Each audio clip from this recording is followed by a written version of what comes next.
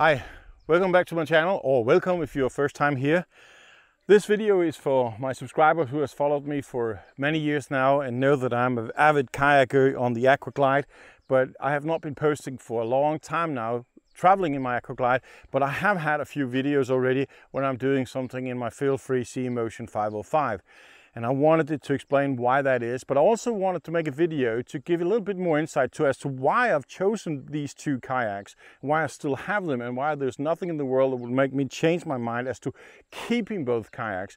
And this is more for the people who are maybe out there thinking, I want to do kayaking, but I'm not sure.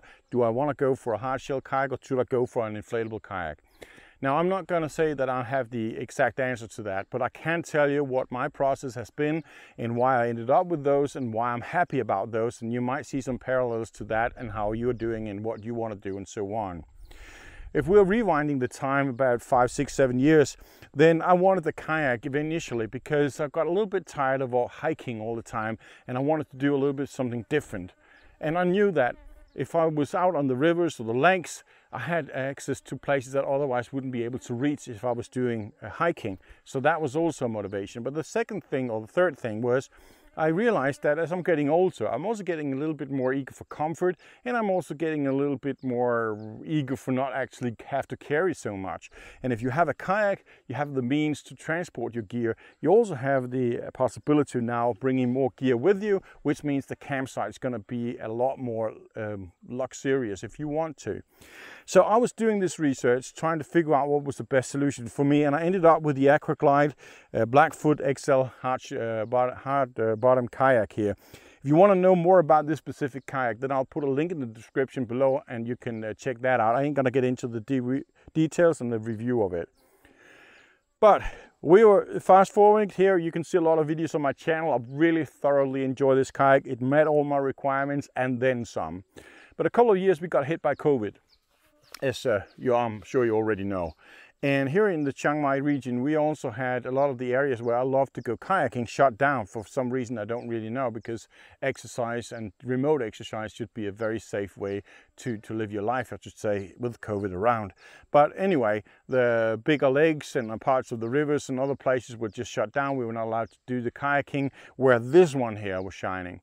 So the kayaking I had to do was done in hardshell kayaks. If friends, they had kayaks I could borrow, or if friends, they wanted me to join them on trips and they brought their kayaks, like the Bumibun trip that I did down on Ping River, for instance. Fantastic trip. We did that in the FeelFree Aventura 125. Very good trip. But if we are going a little bit further forward, then in the beginning of this year, I then had the opportunity to go down and do a island kayaking in Ranong province in Southern Thailand. And that was also in a sponsored kayak from FeelFree. That was the Aventura 140. And again, a very good kayak for the purpose, and we thoroughly enjoyed that trip. Still, this one here, I hadn't touched it for a couple of years, and that was making me sad because I really liked it. But what then happened was the guy down, the dealer, the FeelFree dealer down in Ranong, he had this FeelFree Sea Emotion 505 on stock, and he was so kind enough to lend us this kayak, me and one of the other guys, Hassan, and we went for a spin in it. And for the first time ever in a hardshell kayak, I was blown away. I mean, absolutely blown away. And I just had to have it, because something dawned on me when I finally got into this kayak. This kayak here, it is for exploration. It is for going out where pace is not an important thing. You're just taking it easy. You are drifting with the water. You're listening to the animal life, the fauna, the birds and whatnot. You do some fishing. You carry your gear to the destination. You set up camp, and you can bring whatever gear you want with a 600-pound workload. So it did all I needed to. So why this one, and why did it blow me so much away? It carries less gear. It is a lot less stable. Obviously, it's only 22 inches wide, 56 centimeters, while this one is 99 centimeters wide. This one you can lay down, you can turn left and right, you can do whatever you want. You can stand up in it. While this one, definitely not. I would not like to sit in this kayak and do fishing, because if you catch something of a substantial size, it will capsize you.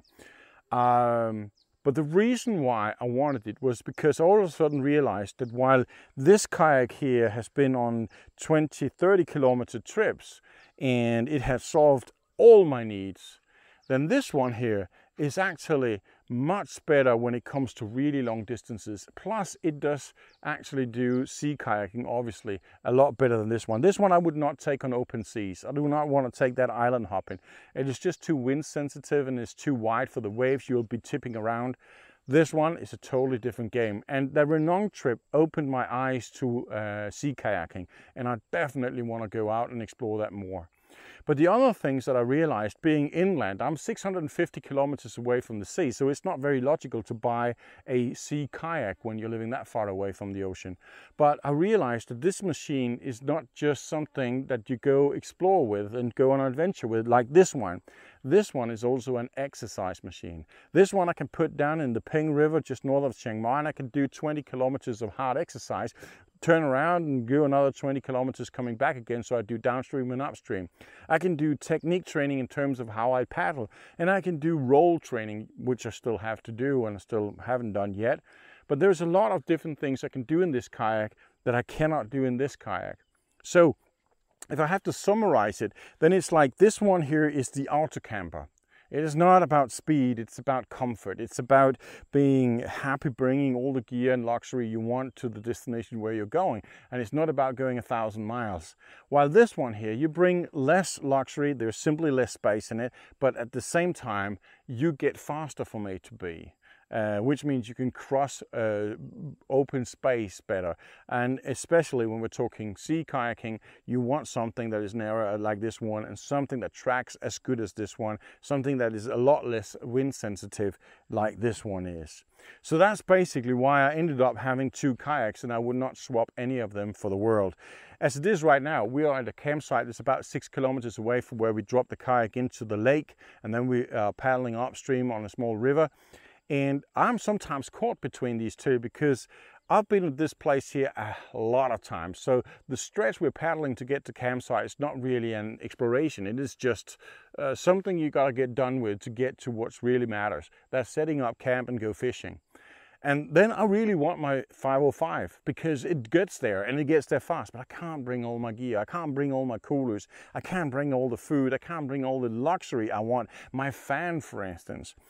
This one does it. So I have to put up with the fact that this one is a little bit slower. And I am saying a little bit slower because we were paddling and we're just chit-chatting and talking, and we were doing about 4.5 kilometers an hour on average in this one. This one here, if I'm paddling and I'm working not hard for it, but this is what I'm doing, I'm just paddling. I'm doing 6 kilometers an hour in that one here, but I have had it up at 9 kilometers an hour. So that one there is the sport car. This one here, the mule. This one is a auto camper. That is. So yeah, that's why, guys, that's why it's been so silent for a while, but it's also why I've got two kayaks and why I love them to death, and there will be nothing that will have me depart from any of them as it stands right now.